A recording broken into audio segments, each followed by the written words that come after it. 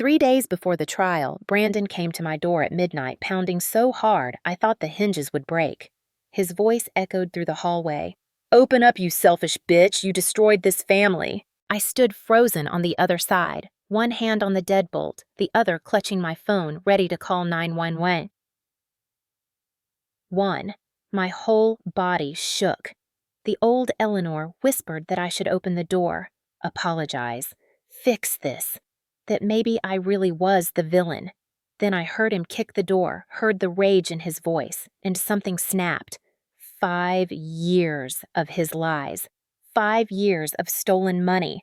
5 years of being called a loser while I paid his bills. The shaking stopped. I wasn't opening that door. That version of Eleanor died on Christmas Eve, and she wasn't walking back into his trap. If you've ever been to the family ATM, if you've been called selfish for setting boundaries, if you've wondered when enough is finally enough, this is your story too.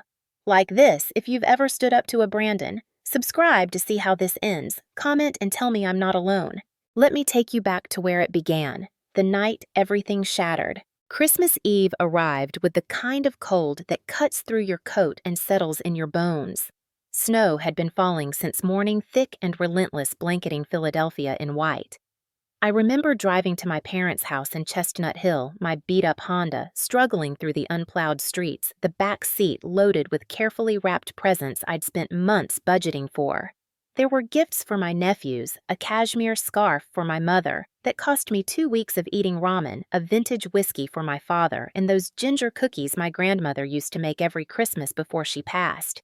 I'd spent an entire Saturday perfecting her recipe, determined to bring some warmth to what I desperately hoped would be a real family gathering. I should have known better. The Vance family home looked like something out of a magazine that night, every window glowing gold-white lights wrapped around the bare oak trees in the front yard, a wreath on the door that probably cost more than my monthly grocery budget.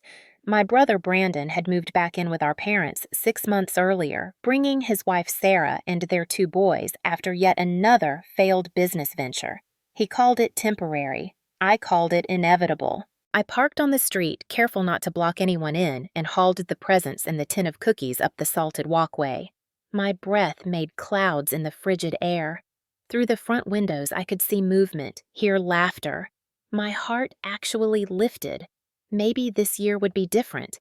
Maybe Brandon would have mellowed. Maybe my parents would finally see that I'd been carrying this family on my back for the past 5 years. The door opened before I could knock, and there he was. Brandon. My older brother by 3 years, though you'd think it was 10 by the way he'd always treated me. He filled the doorway with his 6-foot frame, wearing a cashmere sweater I'd paid for last Christmas, a tumbler of what was probably expensive scotch in his hand. The same scotch I'd given Dad. The same scotch Brandon had clearly helped himself to. His face when he saw me wasn't surprised or welcoming. It was contemptuous, like I was a door-to-door salesman interrupting his evening. "Oh, look who it is," he said, his voice carrying that familiar mocking tone that had haunted my childhood. The family failure decided to show up after all. I felt the bags getting heavier in my arms. The cold suddenly felt colder, but I forced a smile, determined not to let him ruin this. "Merry Christmas, Brandon. I brought presents for the boys. Can I come in?" He didn't move. Behind him, I could hear my mother's voice calling out, asking who was at the door. I could smell ham and cinnamon and all the things that were supposed to mean home. But Brandon just stood there, his eyes traveling over me with undisguised disdain, taking in my 10-year-old coat, my clearance rack boots, my second-hand purse. "This isn't a place for losers, Ellie," he said, and I flinched at my childhood nickname twisted into something ugly. "We're having a nice evening here, family only, real family, people who have their lives together." The words hit like physical blows. I'd grown used to Brandon's casual cruelty over the years, but this was different. This was calculated. This was meant to destroy. "I am family," I said, hating how small my voice sounded. "Brandon, please, it's Christmas." "You want to talk about Christmas?" He stepped onto the porch, forcing me back. The door remained open behind him, warmth spilling out, but I was being pushed into the cold. "Let's talk about how you showed up here empty-handed last year, how you borrowed money from Dad and never paid it back, how you're always asking for handouts and playing the victim." Each word was a lie, and we both knew it. I'd never borrowed money from my father. I'd been the one lending money paying Brandon's credit card bills when he swore he'd pay me back, covering his kids' school supplies, sending grocery money when Sarah called crying because the account was empty again. But pointing that out would only make him angrier, and I'd learned years ago that confronting Brandon with facts just made him mean. My mother appeared in the doorway, then her face tight with that expression I knew so well. The one that said she knew something bad was happening but couldn't quite bring herself to stop it. "Eleanor, honey," she said, wringing her hands, "maybe tonight isn't the best time. Your brother is under a lot of stress." "Mom, I just want to give the boys their presents. I made the cookies Grandma used to make." "The cookies nobody asked for." Brandon interjected, his voice rising. He was getting drunker or angrier, or both, his face flushing red. "You think you can buy your way into this family with some cheap gifts and baked goods? You think your pathetic attempts at playing the generous aunt mean anything?" My father appeared now, standing behind my mother, but not quite coming outside. Always observing, never intervening. That had been his role my entire life. "Son, don't say things you'll regret," he said, but there was no force behind it, no real attempt to stop what was happening. "The generous aunt." I repeated, my voice finally finding some strength. "The aunt who paid for their soccer camp last summer. The aunt who's been sending $200 a month for groceries. The aunt who covered your car payment 3 times this year alone." I saw something flicker in Sarah's face as she appeared in the doorway behind my father. She knew. Of course she knew. She'd been the one calling me, begging me, promising it was the last time. But Brandon just laughed, a harsh sound that echoed off the houses across the street. "Those weren't gifts, Ellie. Those were pathetic attempts to be relevant. You think money makes you family? You're nothing. You've always been nothing. A disappointment who couldn't keep a decent job, couldn't find a husband, couldn't do anything right. And now you show up here thinking you belong at our table." He stepped closer, and I could smell the alcohol on his breath, see the rage in his eyes that had nothing to do with me and everything to do with his own failures. "I told Dad this morning. I said if that loser sister of mine shows up, we're not letting her in. We don't need her charity. We don't need her presence. We're doing just fine without the family failure bringing down our celebration." The tin of cookies slipped from my frozen fingers, hitting the porch with a metallic clang. The lid popped off, and I watched as dozens of ginger cookies, each one shaped like a star or a tree or a snowman, spilled across the wood. Some of them broke. The smell of ginger and cinnamon mixed with the winter air. Something inside me broke too, but not the way Brandon wanted. Not into tears and apologies and desperate attempts to make him love me. It broke clean and sharp like ice snapping off a roof in the spring thaw. "You're right," I said, and my voice was steady now, cold and clear as the winter air. "You're absolutely right, Brandon." He blinked, surprised by my agreement, suspicious of where this was going. "There is no place for losers here," I continued, setting down the bags of presents carefully, deliberately. "And you're right that I've been trying to buy my way into relevance. I've been trying so hard to be part of this family, to matter, to be seen. But I'm done now.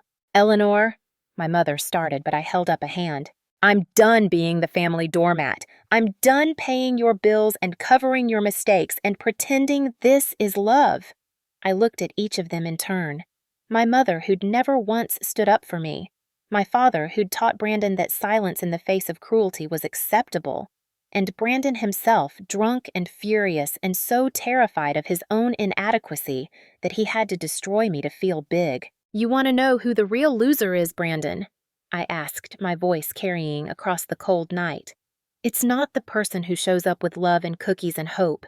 It's the person who has to tear others down to feel powerful, and I'm not going to be your victim anymore." I turned and walked away, leaving the presents and the broken cookies and the shattered illusion that these people would ever truly be my family. Behind me, I heard my mother calling my name, heard Brandon shouting something about how I'd regret this, heard the door finally slam shut. The walk to my car felt longer than it had felt coming up. My hands shook as I unlocked the door, but not from the cold. Something was building inside me, a force I'd kept tamped down for so long that now that it was free, I didn't quite know what to do with it. I sat in the driver's seat, engine running heat slowly filling the car, and I pulled out my phone. I didn't cry. That surprised me. I thought I'd cry, but instead I felt this strange icy calm settling over me like the snow settling over the city. I opened my banking app and stared at the automatic transfers I'd set up. $200 a month to Brandon's account. Listed as family support in my budget spreadsheet, a spreadsheet I'd maintained religiously cutting my own expenses to make sure I could help. Help! What a joke that word was now. I canceled the transfer. Then I went into my email and pulled up every receipt, every Venmo transaction, every text message where Sarah had thanked me for saving them. I'd been meticulous about tracking everything, not because I'd ever planned to demand repayment, but because I'd needed to justify my own financial struggles to myself. Needed to see in black and white that I wasn't wasteful or careless with money. I was just bleeding it away to prop up my brother's lifestyle. The numbers were staggering when I added them up. $47,000 over 5 years. $47,000 I'd sent to Brandon while living in a studio apartment with a broken heater while driving a car that needed duct tape to keep the passenger side mirror attached, while wearing clothes from thrift stores and eating cheap meals, and telling myself it was worth it because family mattered. I pulled up my email and started typing. The message went to both my parents, CC'd to Brandon because I wanted him to see this. Wanted him to know it wasn't an emotional decision made in the heat of the moment. This was calculated. This was permanent. Mom and Dad. I wrote my fingers steady on the phone screen. Effective immediately, I am discontinuing all financial support to Brandon and his family. This includes the monthly grocery money, the emergency funds I've provided multiple times over the past years, and any future requests for assistance. Brandon has made it clear that my help is neither wanted nor appreciated, and I respect his wishes to handle his own affairs. I will no longer be participating in family events where I am made to feel unwelcome. I wish you all the best, but I need to prioritize my own well-being now. Eleanor. I read it twice, made sure there was nothing cruel in it, nothing that could be used against me. Just facts. Just boundaries. Then I hit send. The message showed as delivered almost instantly. I imagined my mother's phone chiming in the warm house. Imagined her opening it, her face going pale. Good. Let them understand that actions have consequences. But I wasn't done. There was one more message to send, this one anonymous, sent through a burner email account I created right there in my car. The recipient was Sarah, and the message was simple. Check your husband's bank statements. Look for transactions to accounts you don't recognize. Look for cash withdrawals. Look for the truth he's been hiding. Because I knew. God help me, I'd known for a while but hadn't wanted to admit it. The money I'd been sending for groceries for the kids for emergencies, it hadn't been going where Sarah thought. I'd seen Brandon's new watch last Thanksgiving. I'd noticed his designer sneakers. I'd heard him bragging about his poker nights with the guys. And Sarah's face when she'd asked me for help always had this confused desperation to it, like she couldn't understand why they were always broke when surely Brandon's new job was paying well. I sent the message and then sat there in the car, heat blasting snow beginning to cover my windshield, and I felt something I hadn't felt in years. I felt light, like I'd been carrying a backpack full of rocks and had finally been given permission to set it down. The drive back to my apartment in West Philadelphia should have felt lonely. It should have felt like defeat, but instead it felt like the first deep breath after being underwater too long. My studio apartment with its ancient radiator and peeling paint and view of a brick wall had never looked so good. It was mine, paid for with my money, decorated with things I'd chosen, a space where nobody could tell me I wasn't good enough. I spent the rest of Christmas Eve going through my finances with a clarity I'd never had before. I looked at my actual income versus my actual expenses without the Brandon tax factored in, and I realized something that made me laugh out loud in the empty apartment. I'd been telling myself I was barely scraping by, that I was bad with money, that I needed to work harder and do better. But the truth was, without Brandon's drain on my resources, I was actually doing okay. Not great, but okay. I had a decent job as a marketing coordinator at a mid-sized firm. I had skills. I had potential. I'd just been too busy playing savior to my ungrateful family to invest in myself. That night, I made a list, not of things I wanted to buy or trips I wanted to take, but of truths I needed to acknowledge. The first item, Brandon has been using me for years. The second, Mom and Dad have enabled him by making me feel guilty for having boundaries. The third, I deserve better than this. The fourth, I am not responsible for fixing other people's mistakes. I fell asleep sometime after 3 in the morning, my phone silent beside me, and I slept better than I had in months. Christmas Day arrived gray and quiet. I woke to 17 missed calls and 43 text messages. I made coffee and sat cross-legged on my bed and read through them like they were a novel about someone else's life. My mother's messages were predictable. Eleanor, please call me. Brandon is very upset. You've made things very difficult. It's Christmas. Can't we talk about this? Each message growing more desperate, more accusatory. By message 7, she was reminding me that Brandon was under a lot of stress and that I needed to be the bigger person. By message 12, she was telling me I was being selfish and immature. My father sent exactly one text, "This isn't how family behaves." Brandon's messages started at 6:00 a.m. and escalated throughout the morning. The first was almost conciliatory. "Look, maybe I was harsh last night. The kids are asking where their aunt is. Can you at least drop off their presents?" By noon, they'd devolved into rage.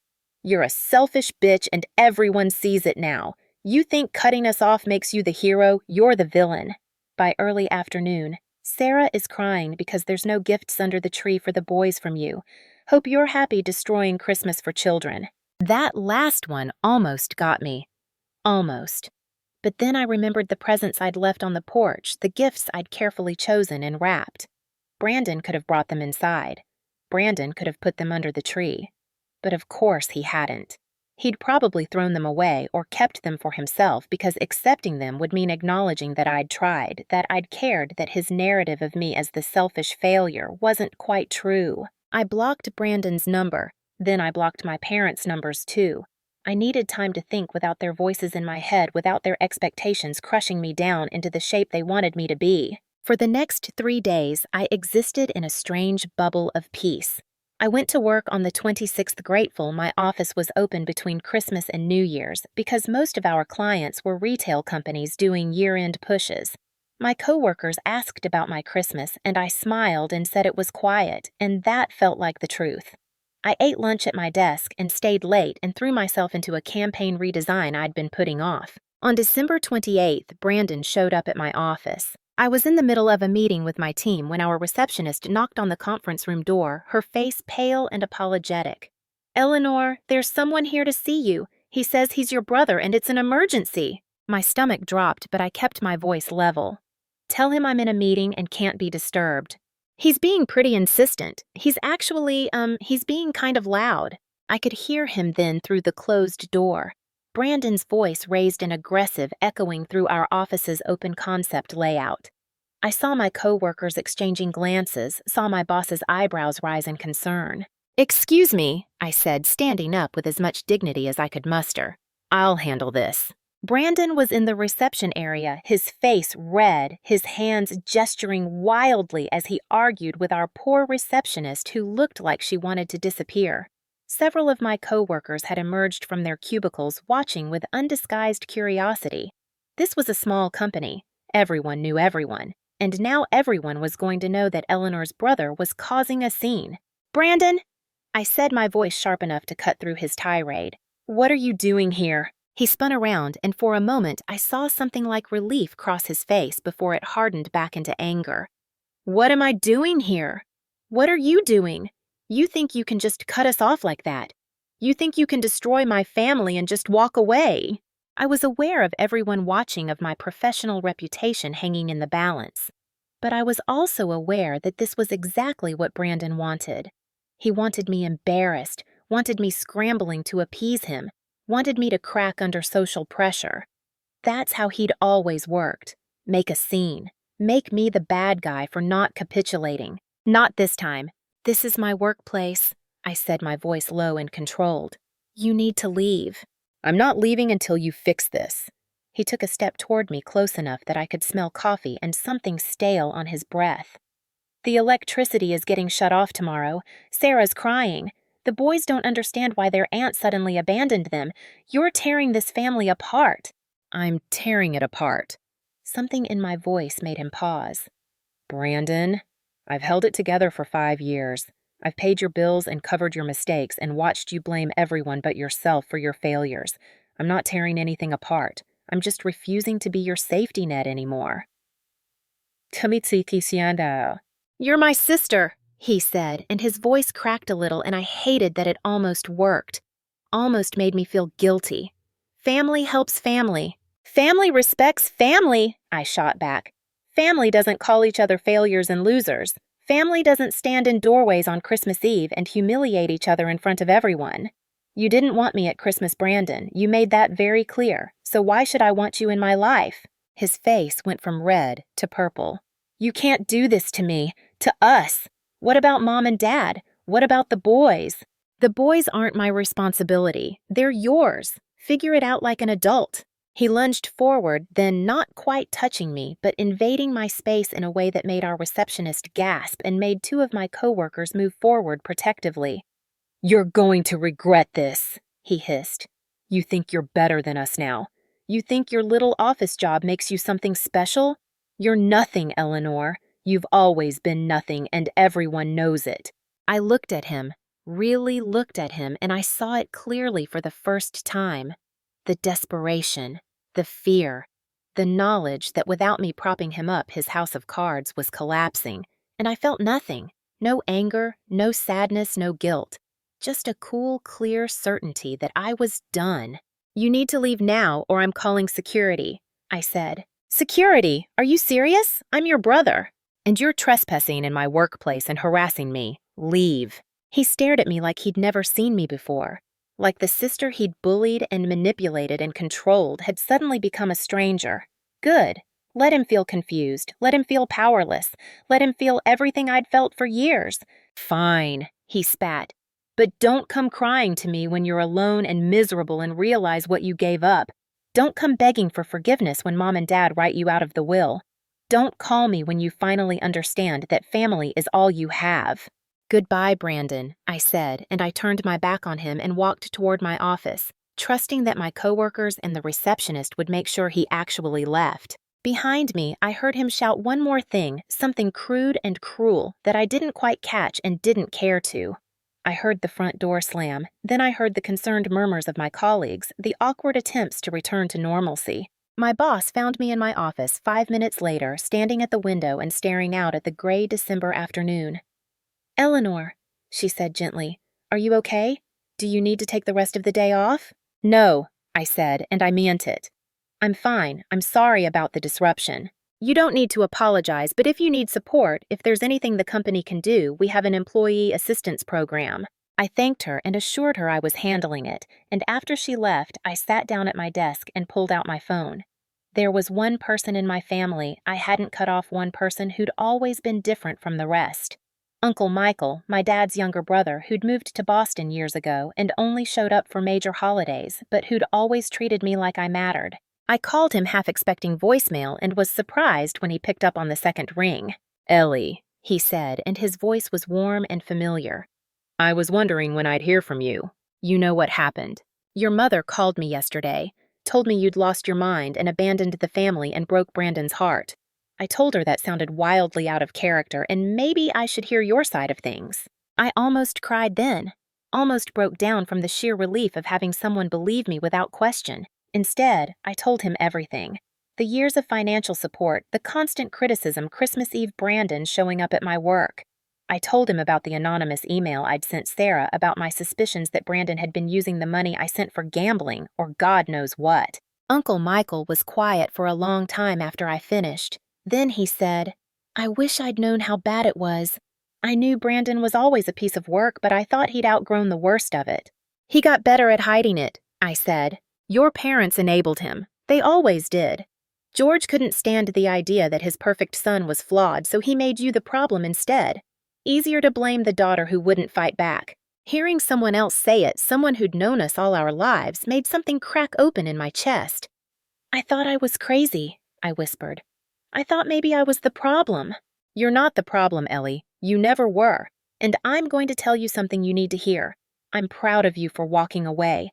It takes real strength to stop trying to fix people who don't want to be fixed. We talked for an hour, and by the end of it, Uncle Michael had convinced me to document everything to keep records to protect myself legally if Brandon escalated.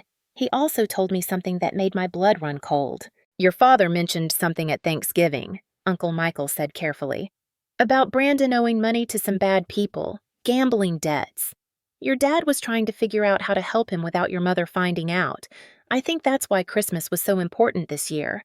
They were hoping to extract more money from you without being explicit about why they needed it." So that was it. I'd been the family's secret ATM funding my brother's gambling habit without even knowing it. The groceries, the emergencies, the utilities, all of it funneled into poker games and sports betting and whatever else Brandon had convinced himself he could win back if he just had one more chance. After I hung up with Uncle Michael, I did something I should have done years ago. I called a lawyer. Her name was recommended by a coworker who'd gone through a messy family situation of her own. Margaret Chin, a woman in her 50s with salt and pepper hair and a reputation for being tough but fair. I managed to get an appointment for the following week, but she told me over the phone to start gathering documentation immediately. "Emails, texts, bank records, anything that shows the pattern of financial demands," she said. "If your brother is going to escalate, and it sounds like he is, you need to be prepared to prove your side of things." The next few days passed in a blur of preparation. I went through 5 years of email printing out every request for money, every guilt trip, every promise to pay me back that never materialized. I downloaded my bank statements and highlighted every transfer to Brandon. I screenshotted text conversations with Sarah where she thanked me for saving them, where she admitted Brandon had promised the money would go to this or that, but somehow they still couldn't pay their bills. The evidence was damning, and it made me sick to look at. Sick that I'd let this go on for so long. Sick that I'd believed it when they said I was the problem, the selfish one, the one who didn't understand family. On New Year's Eve, my phone rang at 11:15 p.m. Sarah's name flashed on the screen, and for a moment I considered letting it go to voicemail, but something made me answer. "Eleanor." Her voice was small and shaking. "Can you please come over? I need help." "Sarah, I can't keep doing this." "Please. It's not about money. I found something, and I don't know what to do, and Brandon is out, and I'm scared, and you're the only person I trust." Something in her voice made me grab my coat. She gave me the address of a rental house in the suburbs that I'd helped pay for but had never actually visited. The drive took 40 minutes through empty roads, everyone else at parties or safe at home, watching the clock tick toward midnight. The house was dark except for one window. Sarah met me at the door, her face pale and streaked with tears, her 2 boys asleep upstairs, oblivious to whatever drama was unfolding. She didn't say anything, just led me to the dining room table where a laptop sat open and a stack of papers was spread out. Bank statements, credit card bills, receipts, all with Brandon's name on them. "I got your email," Sarah said, her voice barely above a whisper. "The one telling me to check the accounts. I thought it was spam or a scam or something. But then the holidays happened, and we had no money, and Brandon kept saying you'd abandoned us, and I just had this feeling that something was wrong. So I logged into his accounts while he was asleep. The passwords were all the same. He never thought I'd look." She pulled up a spreadsheet on the laptop, and I felt my stomach turn.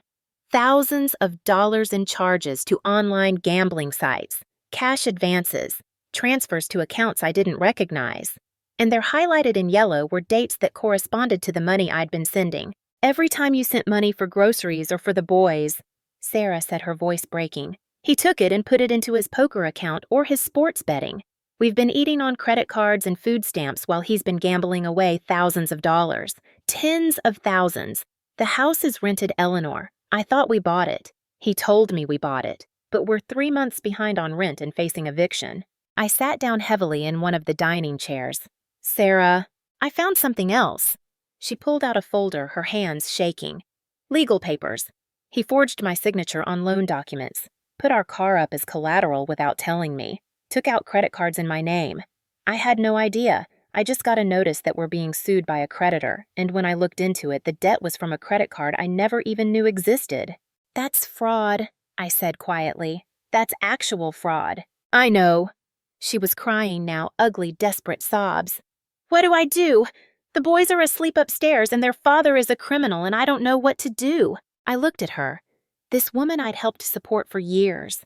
This woman who'd stood silent while Brandon humiliated me, and I saw something I recognized.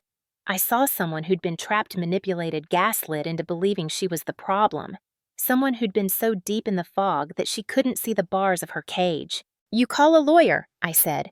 "You file for divorce, you protect yourself and your boys, and you let Brandon face the consequences of his actions." "I can't afford a lawyer. We don't have any money. The accounts are all negative." "I know someone," I said, thinking of Margaret Chin, "and I'll help you with the initial consultation cost. But Sarah, this is the last time. After this, you're on your own, and that's not cruelty, that's self-preservation. Do you understand?" She nodded, wiping her face with the back of her hand. "Why are you helping me after everything?" "Because you're a victim too," I said. "Because those boys upstairs deserve a parent who's free from this, and because I know what it's like to finally see the truth and not know how to escape it." We spent the next 2 hours gathering evidence, backing up files to a USB drive documenting everything we could find. At one point, Sarah found emails between Brandon and some of his poker buddies bragging about how he'd convinced his bleeding heart sister to fund his games. How easy it was to manipulate me, how I'd probably keep paying forever because I was desperate to feel important. Reading those words in his own writing was like being doused in ice water. Any remaining doubt I had about my decision evaporated. This wasn't a brother who'd made mistakes and deserved compassion. This was a predator who'd weaponized family bonds to exploit anyone foolish enough to care about him. Just before midnight, we heard Brandon's car in the driveway. Sarah panicked, but I grabbed her arm. "You have options now," I said. "You have evidence. You have help. Don't let him scare you into giving that up." Brandon stumbled in drunk, his eyes bleary and unfocused, and stopped short when he saw me sitting at his dining table. "What the hell are you doing in my house?" "Sarah called me," I said calmly. "We've been having a nice chat about finances." His face went from confused to furious in an instant. He looked at the papers on the table, at the open laptop, at Sarah's tear-stained face, and I saw him calculate what this meant. "Sarah, what did you do?" "What did I do?" Her voice was stronger now, bolstered by my presence. "What did you do, Brandon? All those loans in my name, the gambling, the lies. We'll talk about this later," he said, his voice dropping to that dangerous tone I remembered from childhood, the one that used to make me back down. "Eleanor needs to leave." "I'm not going anywhere until Sarah tells me to," I said. He turned on me, then all his rage and fear focused like a weapon. "This is your fault. You turned her against me. You've been poisoning my family against me from the beginning. You can't stand that I'm successful and you're not." "Successful?" I laughed, and it wasn't a nice sound. "Brandon, you're broke. You're in debt up to your eyeballs. You've been committing fraud against your own wife. You've been using the money I've sent to fund a gambling addiction. Where exactly is the success?" He lunged at me then, and for a moment I thought he might actually hit me. But Sarah screamed, and I stood up so fast my chair tipped over, and something in my face must have warned him off because he stopped. His fists clenched, his whole body vibrating with barely contained violence. "Get out of my house," he said through gritted teeth. "I'm calling the police." Sarah set her phone already in her hand. "Eleanor, please don't leave me alone with him." The police took 20 minutes to arrive.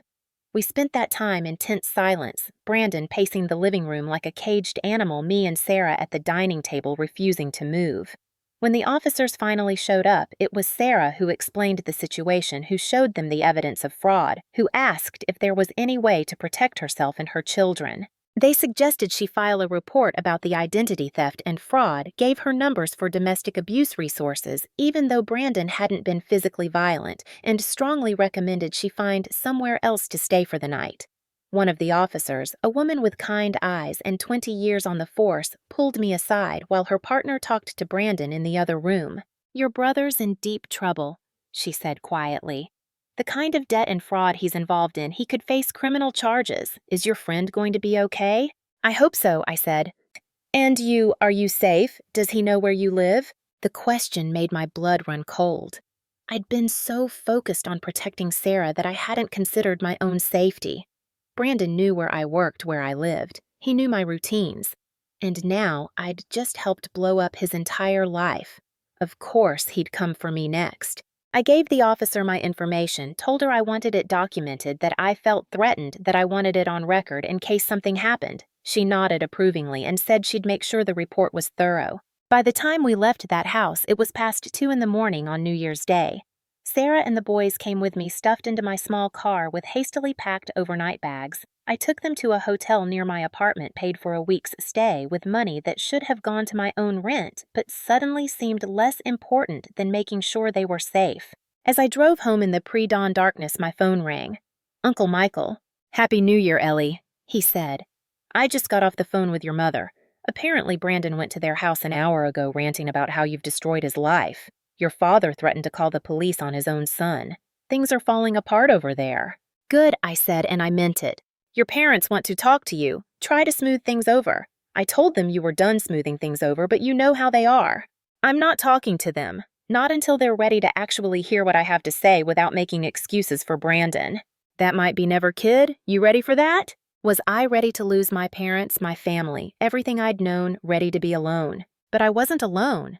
I had Uncle Michael. I had Margaret Chin, who'd agreed to represent Sarah pro bono after I'd explained the situation. I had my coworkers who'd witnessed Brandon's harassment and had rallied around me with quiet support.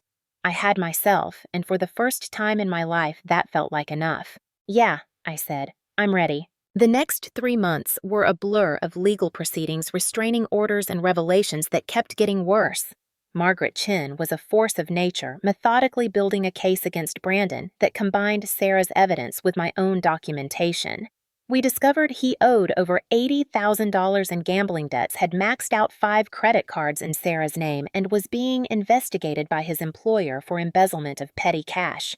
The restraining order I'd filed after that night at his house was granted immediately after he showed up at my apartment building, drunk and screaming.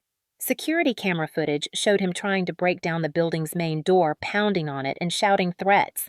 He was arrested that night and spent 3 days in jail before my father bailed him out. My mother called me exactly once during this period.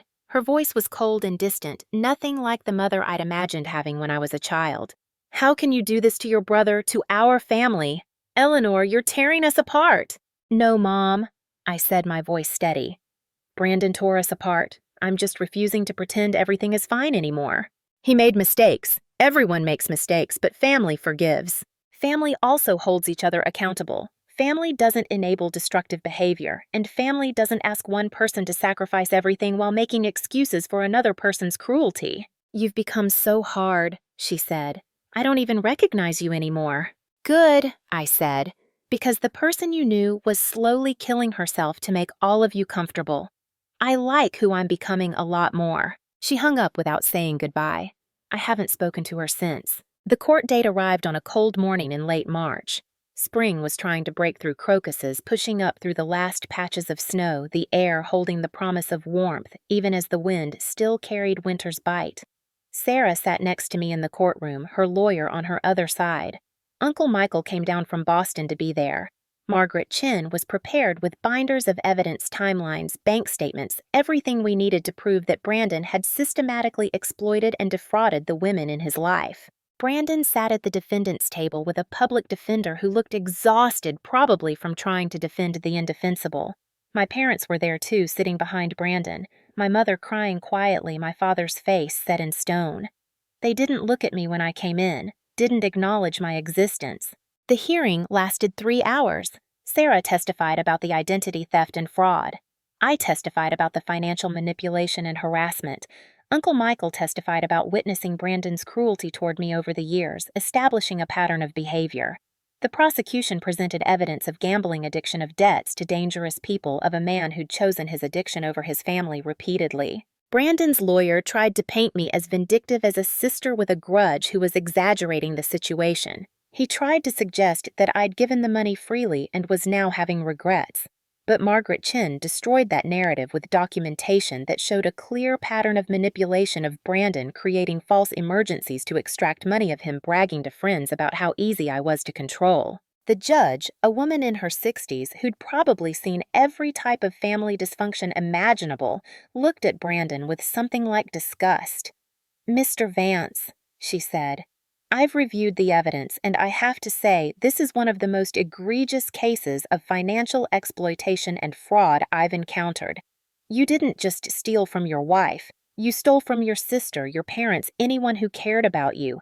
You forged documents, committed identity theft, and when confronted with your actions, you responded with threats and violence. Brandon tried to speak to defend himself, but she cut him off. The court finds you guilty of identity theft in the first degree, multiple counts of fraud and violation of a restraining order. You are hereby sentenced to 2 years in prison with the possibility of parole after 1 year conditional on completion of a gambling addiction treatment program. You are also ordered to pay restitution to both your wife and your sister in the full amount of their documented losses, which totals, she checked her notes, $112,000 combined. My mother's cry echoed through the courtroom. My father sat frozen.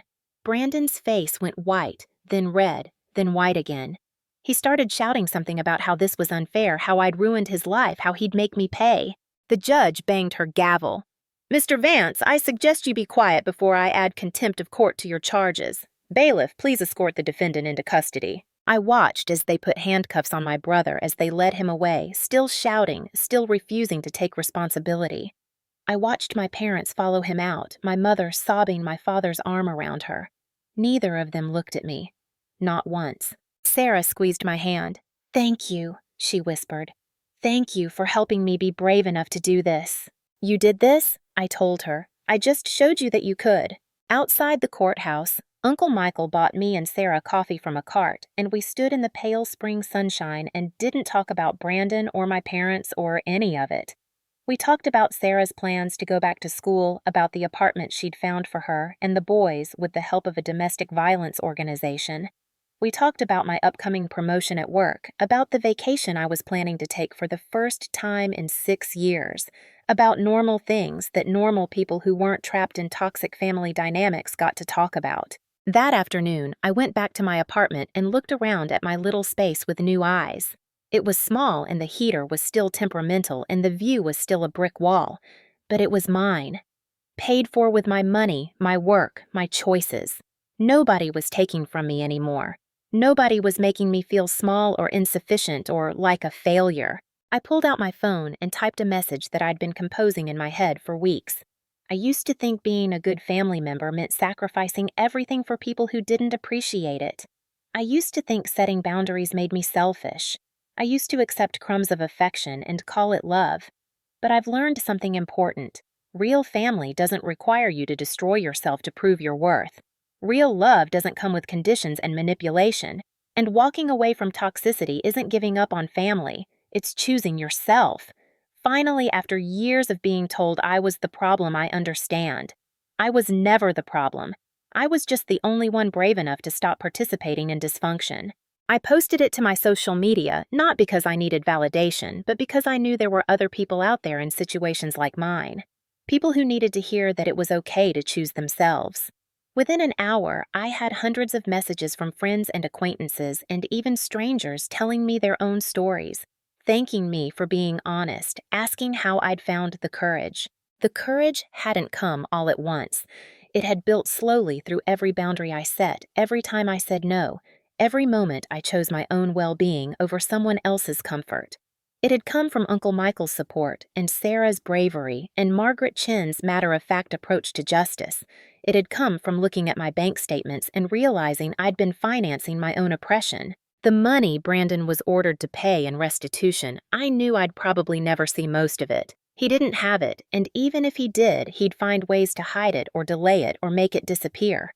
But that was okay. The money had never really been the point. The point was the acknowledgement. The court had looked at everything and said, yes, you were wronged. Yes, this matters. Yes, you deserved better. I used some of my savings money I'd finally been able to accumulate without the Brandon tax to take that vacation I'd been planning. 2 weeks in Costa Rica, just me and a backpack and no obligations to anyone.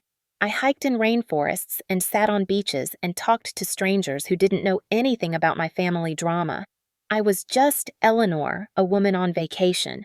Nobody's sister or daughter or 18th. When I came back, tan and relaxed and feeling more like myself than I had in years, I found a letter waiting for me. It was from my mother, postmarked the day after I'd left for my trip.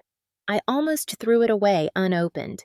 But Uncle Michael had warned me that closure sometimes means facing the last bit of pain, so I opened it. The letter was everything I expected and nothing I wanted. She wrote about how difficult the past months had been for her and my father, how they'd had to hire a lawyer for Brandon, how their savings were depleted, how their friends were asking questions they didn't know how to answer. She wrote about shame and disappointment and how a family should support each other through difficulties. She wrote, "I know you felt hurt by how Christmas turned out, but Brandon was under tremendous stress. You have to understand he's sick. He has an addiction. He needs his family now more than ever, but instead of helping him, you've destroyed him. You've destroyed all of us. I hope you can live with that." There was no apology for the years of enabling, no acknowledgement of how they'd let Brandon abuse me, no recognition that maybe, just maybe, protecting their son from consequences had done more damage than my boundaries ever could. I read the letter 3 times, looking for any hint that my mother understood what had actually happened, that she saw me as a person worthy of love and respect, not just a resource to be exploited when needed and discarded when inconvenient. I didn't find it. I wrote back, just once. One final letter that said, "Mom, I love you, but I can't light myself on fire to keep Brandon warm anymore. I can't sacrifice my life, my health, my finances, my peace of mind to enable his choices. You've asked me to understand his stress, his addiction, his struggles. I understand all of that. What I need you to understand is that none of it excuses how he treated me. None of it makes it okay that you stood by and let it happen. When I'm ready to have a relationship with you and Dad again, it will be on my terms with boundaries in place. Until then, I need you to respect my choice the way I've spent years respecting yours to protect Brandon at all costs. I wish you well." I mailed it the next day and felt something settle inside me. Not quite peace, but something close. Acceptance, maybe. Understanding that some people will never see you the way you need to be seen, and that's their limitation, not your failure. Sarah and I stayed in touch. She got the divorce finalized, got a good job as an office manager, enrolled in night classes to finish her degree. The boys were thriving away from Brandon's chaos and Sarah's constant stress. She sent me pictures sometimes of birthday parties and school plays and ordinary moments that used to be overshadowed by financial disaster and emotional manipulation. "I never thought I could do this alone," she told me over coffee one Saturday morning. "I thought I needed Brandon even when he was awful. But I'm not alone. I have friends, I have my family, I have me. And the boys have a mother who's actually present now instead of constantly stressed about money and hiding bruises to her ego." "You were never alone," I said. "You just didn't know how strong you were." "I learned it from you," she said. "Watching you walk away, watching you refuse to back down even when everyone was telling you that you were wrong. That gave me permission to do the same." Brandon served 14 months before being released on parole. I know because Uncle Michael kept me updated, acting as a buffer between me and the rest of the family. He went to a halfway house, got a job in a warehouse, attended mandatory gambling addiction meetings. From what Uncle Michael heard, he was complying with all the terms of his parole, but was bitter about it, still convinced he was the victim in all of this. My parents apparently helped him get back on his feet, gave him money for an apartment, bought him a used car. They were still enabling him, still protecting him from the full weight of his consequences. I felt sad for them, trapped in their own patterns, unable to see how their help was hurting. But that sadness was distant now, like looking at an old photograph and recognizing the people, but not feeling connected to them anymore. They'd made their choices. I'd made mine. Maybe someday we'd find a way back to each other. Or maybe we wouldn't. Either way, I'd be okay. It's been 18 months since that Christmas Eve. 18 months since I dropped those cookies on the porch and walked away from a family that valued peace over justice, comfort over truth. Sometimes people ask me if I regret it, if I wish I'd tried harder to make it work, if I'm lonely without them. The answer is no, no to all of it. Because here's what I learned in these 18 months: I am not lonely. I am alone, sometimes, sure, but alone is different from lonely. Alone means I have space to breathe, to think, to be myself, without constantly monitoring how it might affect Brandon's mood or my parents' comfort level. Alone means peace. And peace, I've discovered, is vastly underrated. I have a new circle now. Friends I've made through work and hobbies and chance encounters. People who respect boundaries, who show up when they say they will, who don't measure love by how much they can extract from you. Sarah and her boys come over for dinner sometimes, and we watch movies and play board games, and nobody mentions the past unless one of us needs to process something. Uncle Michael calls every Sunday. We talk about everything and nothing about his life in Boston and my life in Philadelphia and how strange family can be. He told me recently that my father asked about me, wondered how I was doing, but couldn't quite bring himself to reach out directly. "What did you tell him?" I asked. "I told him you were thriving, and that if he wanted to know more, he had your number. He hasn't called. I'm not holding my breath. But the most important relationship I've rebuilt is the one with myself. I look in the mirror now, and I don't see a failure or a doormat or someone who has to prove her worth through sacrifice. I see a woman who set boundaries and held them. A woman who faced down family pressure and legal battles and her own guilt and came out the other side intact. A woman who chose herself and survived. More than survived. Thrived. I got promoted at work, leading a team of 5 people on major campaigns. I've paid off my credit card debt. I've started therapy to work through the years of manipulation and gaslighting, learning to recognize the patterns that made me vulnerable to exploitation in the first place. I've started dating again, cautiously making sure I apply all those boundaries I've learned to set. Some nights I still dream about that Christmas Eve.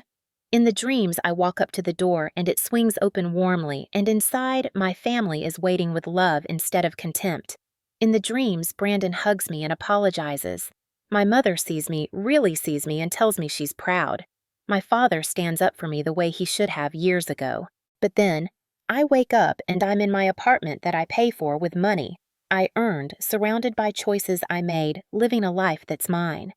And I realize I don't need those dreams to come true anymore. I don't need their validation or their approval or their love if it comes with conditions. I have my own approval. I have my own love, and that's enough. They used to call me a failure. They used to say I was the problem, the selfish one, the one who didn't understand family. But I understand family now better than they ever did. Family isn't about blood. It's not about obligation or guilt or sacrifice. Real family is about mutual respect and support and love that doesn't require you to make yourself smaller to fit into someone else's narrative. I didn't lose my family on Christmas Eve. I freed myself from people who were using the word family as a weapon to keep me under their control. And in doing so, I found my real family. The chosen kind. The kind that celebrates your boundaries instead of punishing you for having them. So here's my question for you as I sit here in my apartment on a warm summer evening, 18 months free, and finally understanding what it means to truly live. Have you ever had to choose between your peace and your people?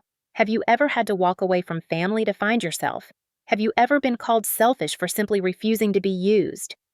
If you have, drop a comment below. Tell me your story. Let's build a community of people who chose themselves and didn't regret it. And if you're still in the middle of your own story, if you're standing at that door like I was on Christmas Eve, not knowing if you're brave enough to walk away, let me tell you something, you are brave enough. You are strong enough. You are worthy of so much more than crumbs. And choosing yourself isn't selfish. It's survival. It's self-love. It's the beginning of the life you deserve. If this story resonated with you, hit that like button. Subscribe to hear more stories of people who chose themselves. And share this with someone who needs to hear it. Because somewhere out there, someone is standing at their own door wondering if they're brave enough to walk away. Let's show them they're not alone. The greatest revenge isn't destroying the people who hurt you. It's healing so completely that they become irrelevant. And trust me, that's exactly where I am now. Irrelevance is the best view I've ever had.